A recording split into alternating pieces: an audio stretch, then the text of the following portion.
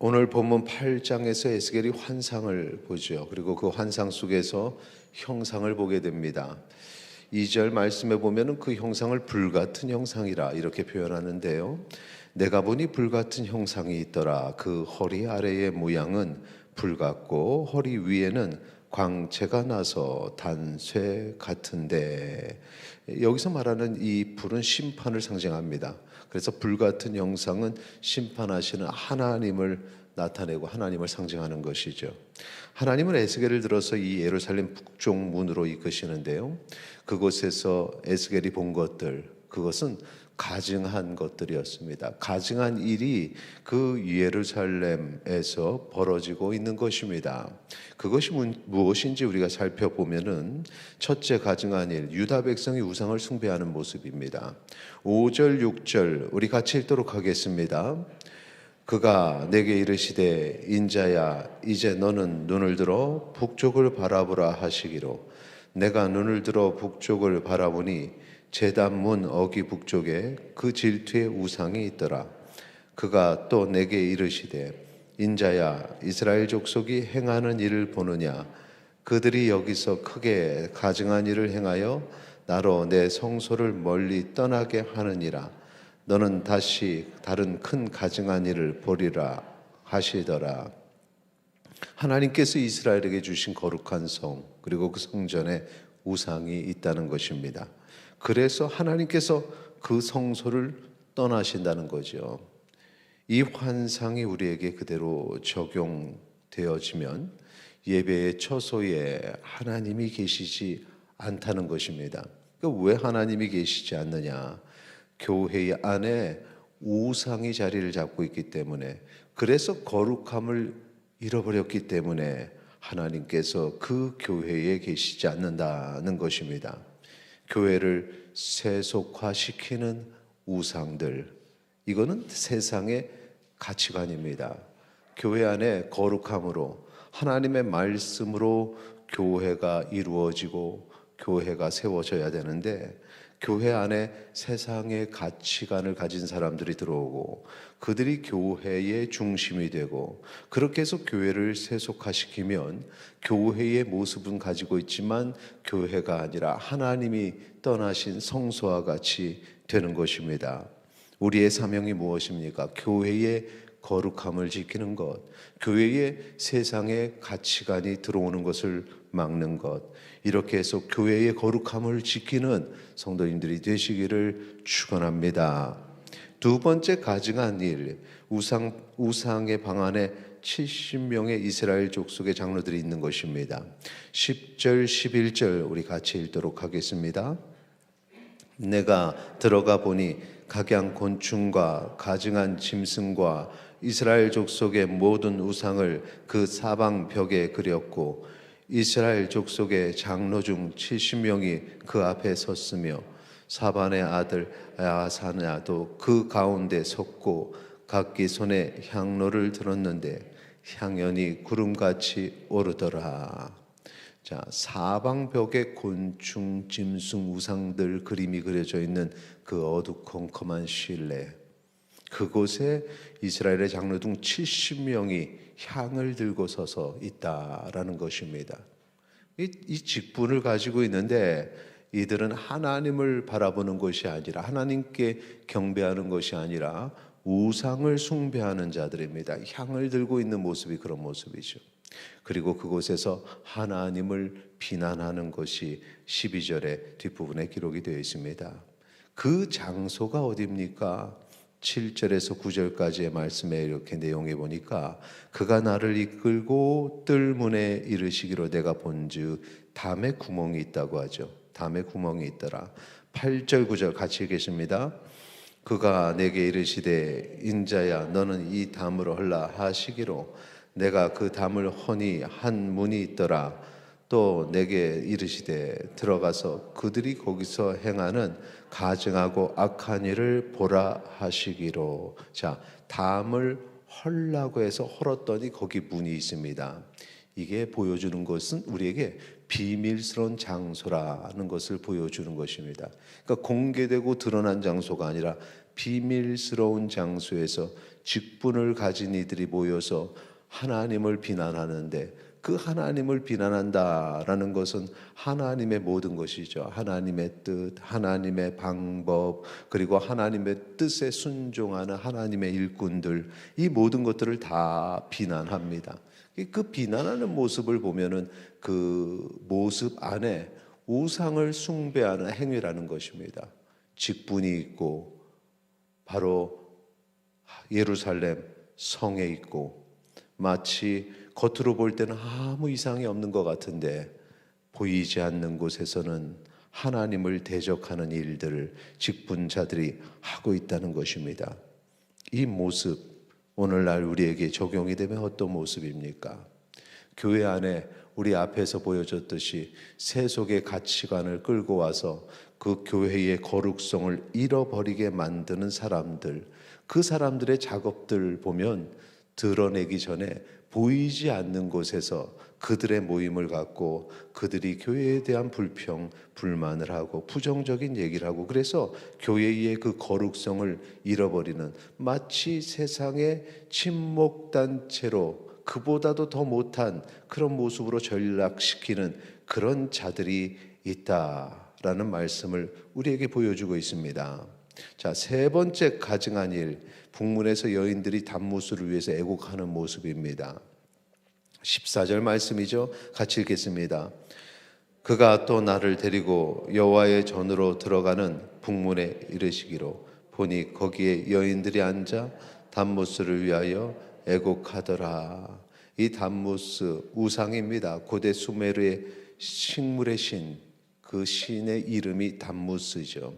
이스라엘 여인들이 거룩한 여호와의 전으로 들어가는 문에서 우상을 위해 울고 있다라는 것, 이것이 앞에서 보여지는 것처럼 그 성전의 지도자들이 우상에게 빠지고 거룩함을 잃어버렸을 뿐만 아니라 그것이 일반 그 백성들, 여인들에게까지, 특히 여인들 그러면 신앙심이 아주 뜨거운 이들인데, 그들이 우상을 바라보고 우는 모습으로 그렇게 일반화가 되어져 버렸다라는 것입니다. 이렇게 이 우상의 미혹이 이 거룩한 성에 있는 자들을 다 적셔버렸죠. 그것이 현실이 되어 버렸습니다. 이처럼 이 하나님의 거룩한 전이, 하나님의 거룩한 성이 거룩함을 잃어버리면 모든 이들이 하나님을 바라보지 못하고 우상에 빠지는 것입니다. 실질적으로 이단에 빠진 자들을 보면은 그 이단 수계, 이단의 앞잡이들, 이 적그리스도와 같은 자들을 보면서 눈물을 흘립니다. 그 사람을 보기 위해서 먼 길을 찾아옵니다. 그리고 얼마나 거기에 우리의 아버지다, 우리의 어머니다 하면서 감격하는지 모릅니다. 이 하나님의 말씀에 이 단못을 위하여 애곡하는 이들이 오늘날에 우리 주변에 너무나 많습니다. 실족한 이들이죠.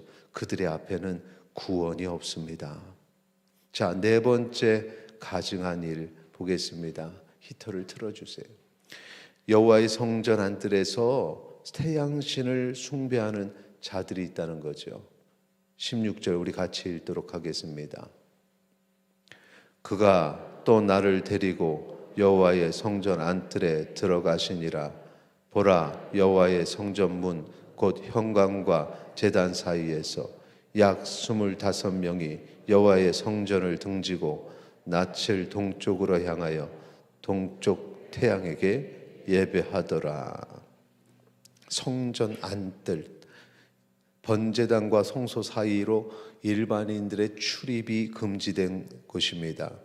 이곳에 있는 사람들 보면은 25명의 제사장들이 하나님 아닌 태양신에게 예배한다. 지도자들이죠. 지도자들이 태양신에게 예배한다는 것입니다.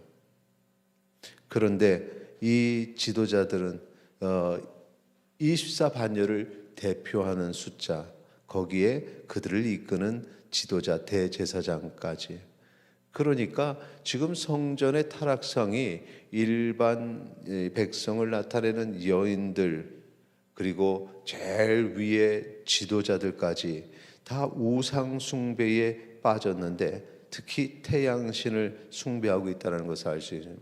주변의 강대국들이 믿는 그 태양신 숭배의 사상이 그들 가운데 다 들어있다는 것입니다. 예수님의 부활을 믿지 않고 예수님의 동정녀 탄생을 믿지 않는 목회자, 성직자를 생각해 본 적이 있습니까? 아직까지 우리나라에서는 그것을 드러내는 분들이 많지 않았습니다. 많지 않았다는 것은 없었다라고 말할 수는 없죠. 그렇게 신학교의 교수들이 그런 얘기를 한 적이 있었어요. 예전에 감리교 신학에서 변교수라고 그런 사람들이 그런 얘기도 했었. 일반화되어 있는 그런 주장들은 우리나라에서 볼 수 없는데, 그런데 이미 미국에서는 많은 목회자들이 이 가장 기본적인 신앙의 고백들, 이 내용들을 믿지 못한다고 얘기하는 사람들이 많아졌습니다. 이미 말씀드렸던 것처럼 이미 미국에 있는 교단들은 이제 안수를 동성애자도 안수를 해서 성직자로 세우는 그런 상황들이 됐고, 이미 오래전 몇십 년 전서부터 이 정통 신학교에 이단 교회에 다니는 사람들이 들어와서 신학을 배우는 그런 모습들이 있었습니다. 그 모습을 보면서, 그들을 보면서 마음에 고민이, 이것이 잘못된 것인가?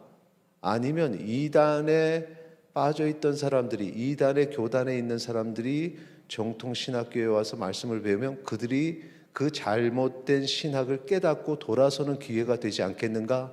이런 생각을 했었습니다. 그런데 그 꽤 긴 시간, 또 그 이전에 있었던 어떤 설문조사들을 보면은 신학교에 재학하는 그 학생들이 한 학년 한 학년 올라가면서 신앙이, 이런 믿음이 굳건해지는 것이 아니라 도리어 부활을 믿던 사람이 못 믿게 되고, 이런 동정녀 탄생을 고백하던 사람이 믿음을 거두는 경우들이 많이 생기는 겁니다. 그러니까 왜 이런 일이 생기느냐? 신학교 자체가 세속화되기 때문에 그렇습니다. 그러니까 오늘 이 본문에 나오는 이 가증한 일들이 왜 벌어지느냐? 교회뿐만 아니라 신학교도 세속화되기 때문에 그렇습니다. 이것을 자유주의 신학이라고 합니다. 자유주의 신학을 받아들이는 이들은 이미 이런 것들을 신화라고 말합니다. 그 진짜 있었던 일이 아니라는 거죠. 아니면 이런 것들을 설화로 내려오는데 내가 받고 내가 믿으면 그때 진리가 된다, 이런 식으로 얘기를 합니다. 오늘날에도 우리나라 내에서도 이런 신학을 가진 목회자들이 목회를 하고, 그렇게 교인들에게 이제는 노골적으로 영향을 끼치는 일들이 벌어지고 있습니다. 이것이 바로 가증한 일들입니다. 이런 모든 것들이 다 이미 이 말씀을 통해 예루살렘의 거룩성을 잃어버리고 이스라엘의 타락함을 통해서 하나님께서 경고하셨고, 그 경고의 대상들이 끊어지지 아니하고 오늘날 이 시대까지 그 대를 이어오고 있는데, 유럽의 교회들이 타락하게 되고 서구의 교회들이 타락함은 물론이요, 이제 우리 대한민국의 교회들도 타락함으로 드러나고 있는 것입니다. 오늘 이 가증한 일들, 이스라엘의 지도자 25명, 70명의 장로들, 그리고 이 여인들까지 모두 다 하나님을 따르는 것처럼 보이는데 사실은 하나님을 따르지 않고 우상을 숭배하는 이 충격적인 장면들, 우상을 숭배하는 이들에 대해서 하나님께서 분노하고 계시는 것입니다. 18절 말씀 보니까 그러므로 나도 분노로 갚아 불쌍히 여기지 아니하며 긍휼을 베풀지도 아니하리니 그들이 큰 소리로 내 귀에 부르짖을지라도 내가 듣지 아니하리라. 하나님이 이렇게 말씀하시는 이유가 무엇입니까? 하나님의 안타까워하시는 마음을 느끼는 시간 되기를 소망합니다. 하나님은 우리에게 은혜를 주기를 원하시고 우리와 함께 하기를 원하시는데, 우리 안에 우상이 있으면 하나님은 떠나시는 것입니다. 이것이 단순히 우리의 믿음의 공동체 교회만 말하는 것이 아니라 우리 각자 성령님을 모시는 교회로서 내 안에 하나님이 계시는가, 아니면 우상이 자리 잡고 있는가를 돌아보는 시간이 되기를 소망합니다. 하나님이 우리 안에 계시면 우리는 하나님과 교제하면서 하나님의 응답하심을 늘 삶에 경험하게 됩니다. 내가 안에 우상을 가지고 있으면 우상 때문에 하나님이 나를 떠나시기에 하나님이 나를 떠나셔서 응답받지 못한다, 하나님이 나를 응답하지 않는다, 나에게 응답하지 않는다, 내 기도를 들어주시지 않는다고 말합니다. 오늘 내가 하나님 앞에 먼저 거룩함을 되찾고, 교회가 하나님 앞에 거룩함을 되찾고, 믿음의 공동체가 하나님 앞에 거룩함을 되찾는 은혜가 있기를 소망합니다. 모두가 타락하는 이 시대에 우리가 그 거룩함을 지켜나가는 주의 제자 되기를 원합니다. 사명을 주셨습니다. 거룩함을 지키는 사명. 이 거룩함을 지키기 위해서 무엇을 하냐? 거대한 일을 하라는 것이 아닙니다. 내가 세상에서 살아갈 때 거룩한 성도로서 살아가는 것입니다. 매일매일의 삶이 하나님이 원하시는 거룩함을 지켜나가는 것입니다. 오늘 그 결단을 하기를 원합니다. 주님, 내가 거룩한 성도 되기를 원합니다. 우리가 거룩한 교회 되기를 원합니다. 우리 같이 찬양으로 고백하고 한 목소리로 주님 앞에 기도하겠습니다.